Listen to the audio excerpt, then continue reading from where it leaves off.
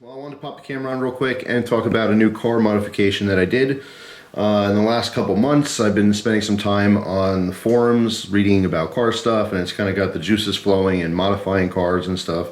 And I can't just go out and get a paint job or get $1,000 rims or anything like that, but I can do little things here and there. Things that I could do myself, not really being a mechanic, but having some common sense. Obviously there's a lot of tutorials online, not only in text, but you can see videos and stuff. There's a lot of things you could do to your own vehicle, even with no experience. You just learn about it and you do it. And very minimal risk. And this is one of those things. I'm actually replacing my stock reverse light bulbs, which is this right here. This is an incandescent. My particular car uses a 921. With an LED version, okay, an LED module.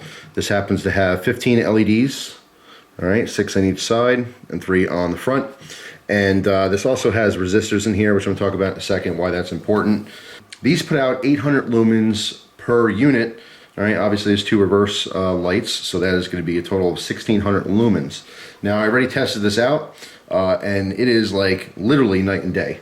Now, a quick little backstory for me, I actually go in reverse a lot. I like to back into spots, like when I'm, out and about. I back into my driveway, all my vehicles. It's just something I like to do because in an emergency situation, I like to be able to jump into the car and take off. I don't want to have to back up. So I always back in initially, and then when I leave, I just jump in the car and take off. So I actually do use my reverse lights quite a bit. So this is not only a modification to improve the light, it's a safety thing. As opposed to maybe the last couple videos I did talking about plastic dipping your lights and stuff, and people, ragging on me that it's unsafe and, it's illegal and all that kind of stuff. This is quite the opposite. This is not only legal, but it is an improvement in safety for everyone. This is going to make it easier for other drivers to see that you're backing up, as well as pedestrians, people in parking lots, and then you backing up yourself, you're going to be able to see a lot more at night. Okay, they're brighter during the day, and they're really brighter at night, and you'll see that when I do a demo. I took one out to show you the difference between the stock and this new LED version. Now my car has nice bright white LEDs for the interior lighting, but it uses incandescent lighting on the exterior. So my brake lights are incandescent, my reverse lights are incandescent, my license plate lights are incandescent. I already upgraded the license plate lights with bright white LEDs, and now I'm doing the reverse lights. So here's a closer look at this. Now again, there's 6 LEDs on either side as well as 3 in the front. Now when this is inside the housing for the tail light and the reverse part of the tail light, this is what's projecting out. So you have those 3 going straight out, but the 6 on either side are actually reflecting light in every different direction. The actual reverse part of the tail light has reflectors in it, so it's bouncing light every which way. Now the stock ones, I basically get light that projects straight out of the back of the car. With the new upgrade, I have light that's going everywhere, including off to the sides. All right, you'll see that when I show you the demo.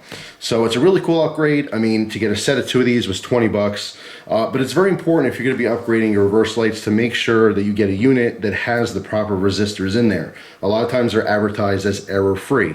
Now what I'm talking about is if you get these cheap sets, because you can get them as cheap as like $5 for a set of reverse lights. But the problem with those is that you don't have the proper current that's going through the line, and when you put your car in reverse, your computer may think that the bulb is actually out, and you get the dinging or the chiming, and you'll get the little error message on your dashboard saying that your reverse lights are out. Obviously you don't want that. Some people don't care and they like to go cheap, but for $20 you can get the correct ones.